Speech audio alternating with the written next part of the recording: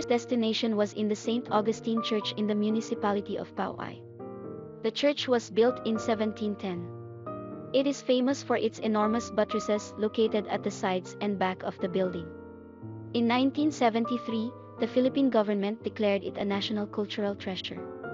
It was also declared a World Heritage Site by the Group of Baroque Churches of the Philippines in 1993. We took some photos while there.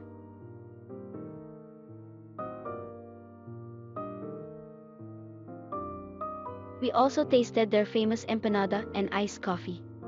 These refreshments helped perk us up for the rest of the trip.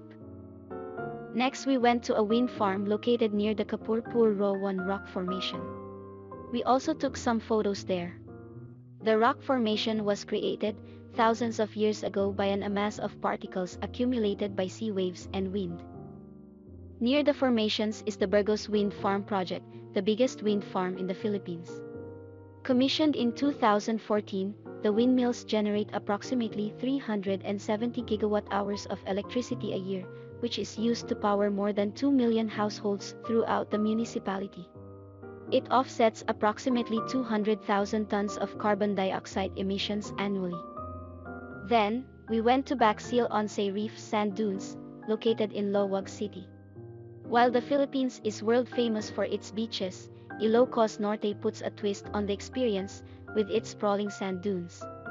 Spanning hundreds of square kilometers across Ilocos Norte, these sand dunes are a favorite of tourists who want to feel the rush, Mad Max style.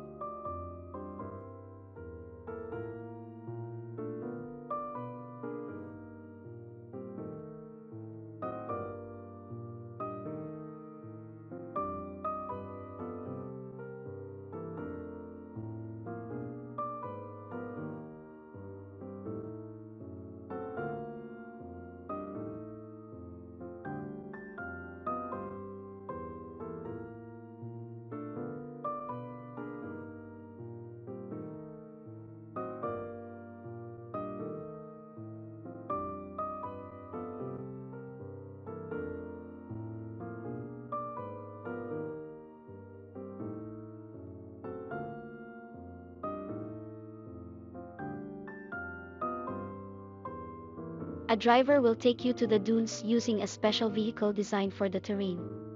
We had plenty of fun riding the vehicles, up and down towards uneven terrain under the scorching heat of the sun.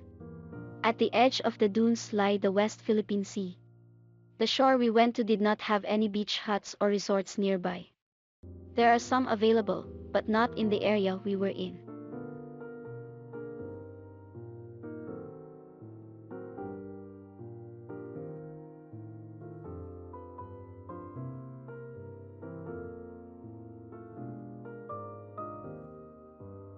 Our next stop was in Cape Bow Head Door Lighthouse, located in Burgos, Ilocos Norte. Designed in 1887, operation of the lighthouse started on March 30, 1892. Originally fitted with a set of first-order Fresnel lenses, the lighthouse was rendered inoperable after an earthquake in 1990 destroyed the beacon and displaced its alignment mechanism. The lamp has since been replaced by more modern electric lighting, powered by solar panels. The lighthouse's beacon has a range of 20 nautical miles, or 37 kilometers. To spend the night, we headed to one of the beach houses in the Cove of Blue Lagoon, located in Barangay Baleo of Molingay. Above Pagudpud is the Luzon Strait, which connects the Philippine Sea to the South China Sea.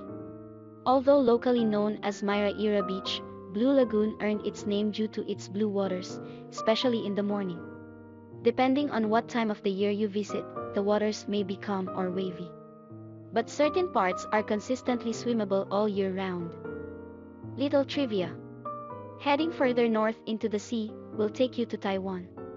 The distance between the beach and the southernmost region of Taiwan is around 360 kilometers, or approximately 198 nautical miles. On the way to our next destination, we stopped by the Pat Tap Pat Viaduct to take pictures of the scenery. The Pat Tap Pat Viaduct is a coastal bridge that connects the Maharlika Highway from Ilocos region to Cagayan Valley. Completed and opened to traffic in October 1986, the Pat-Tapat Viaduct is the fourth longest bridge in the Philippines. Our next stop was in Banguwi Wind Farm, located in Banguwi, Ilocos Norte. Divided into three phases, the Banguwi Bay Wind Farm consists of 26 wind turbines in total. The windmills produce 41 megawatts to its citizens, or more than 40% of Ilocos Norte's electricity. Next, we visited the Marcos Mansion. Located at the heart of Batak, Ilocos Norte, the mansion is one of the many properties owned by the late Philippine President Ferdinand E. Marcos. It is maintained by the Marcos family as a private museum displaying Marcos's memorabilia. Just a few meters away from the mansion is the Marcos Museum and Mausoleum, which houses Marcos's remains. Marcos Mansion or Paoay Church is the birthplace of our former President Ferdinand Marcos. The province where the mansion is located is famous for its grand ancestral homes in Vigan. The Marcoses are reputed to have patterned the design of this mansion after the Spanish colonial houses of Vigan, down to the peeling plaster. The ancestral home is one of several grand homes owned by the family. It has a wood-paneled office, which served as the office of Marcos's father during his term as congressman. Then Marcos's congressional office, prior to becoming president. It also served as an office for Amy Marcos, who went to live in the mansion during her term as Congresswoman of Batak, and for Bongbong Marcos, when he became governor of Ilocos. In here are mementos of Marcos's military service during World War II, his political career, and his 20 years of presidency. There is a display of family photographs and portraits, some 33 life-size statues of Marcos, dressed in a variety of outfits, his car license plates from his years as a congressman, and letters that he wrote, addressing the Filipinos, during his exile in Hawaii. The last part of our itinerary, on the second day of the trip, was in the fabled town of Vigan. Officially known as the City of Vigan, it is a fourth-class component city and capital of the province of Ilocos Sur. It has a population of around 53,000 people. Located on the western coast of Luzon, Vigan is a UNESCO World Heritage Site and one of the few Spanish colonial towns left in the Philippines, whose old structures have mostly remained intact. It is well known for its set pavements and a unique architecture of the Spanish Philippines colonial era, which fuses native Filipino and Oriental building designs with colonial Spanish architecture that is still abundant in the area, like the Bahay Nabato houses and an Earthquake Baroque church. Even the McDonald's in Vigan is distinctly Spanish. Everything in here is magical, like one has traveled to another timeline in the Philippines. We took a mini tour around the streets of Calle Crisologo on a horse carriage. There are various restaurants occupying the streets. Some of them are franchises, while some are mom and pop shops you may only find in this town. One very prominent structure in the town is the Vigan Cathedral. Canonically known as the Metropolitan Cathedral of the Conversion of St. Paul the Apostle, it is a Roman Catholic cathedral, located a few walks away from Calle Crisologo. It serves as the seat of the Roman Catholic Archdiocese of Nueva Segovia. It became part of the UNESCO World Heritage Site Declaration for the historic town of Vigan in 1999. Unfortunately, we were not able to take a look inside. Because we visited the plaza at night, the doors were already closed. But that did not keep some tourists from taking photos of the windows from the outside in. It truly was a magical experience. On the third and last day of our trip, we headed to Bulwarte Zoo in Vigan City. Bulwarte Zoo is a privately owned zoological park and tourist attraction, which is owned by politician, businessman and mayor of the town of Narvacan in Ilocos Sur, Luis Crisologo Singson, better known as Chavit Singson. Designed and developed by Singson himself, he cites his hobby for hunting game animals as the primary inspiration for the project, when his hunting trophy gallery grew too big. There is no entrance fee to the zoo. You may, however, choose to purchase a ticket for the tour packages available inside. There are 2 tour packages available, ranging from 50 to 250 pesos for the regular fee. Special discounts apply to senior citizens. children between 3 and 10 years old, and persons with disabilities. We chose the Safari Adventure Tour, which includes the shuttle ride throughout the entire facility.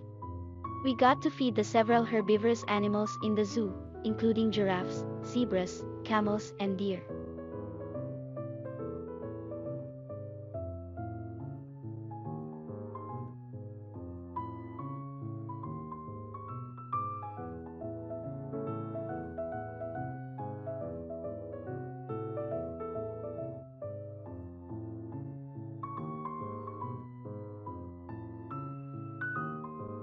We also went to a 20-minute show featuring local endangered species such as the black leopard, Philippine eagle, blue-naped parrot, several species of snakes including the albino python, and the elusive Philippine cloud rat, a nocturnal animal endemic to the Philippine Cordillera region.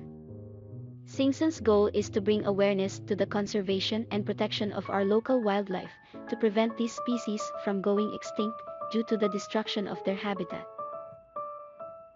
We also had the chance to visit Singsan's hunting gallery. Inside the gallery are the various animals Singsan has hunted throughout the years. Some of these include several species of wildebeests, bears, warthogs, rhinoceros, and other dangerous and exotic animals not found in the country.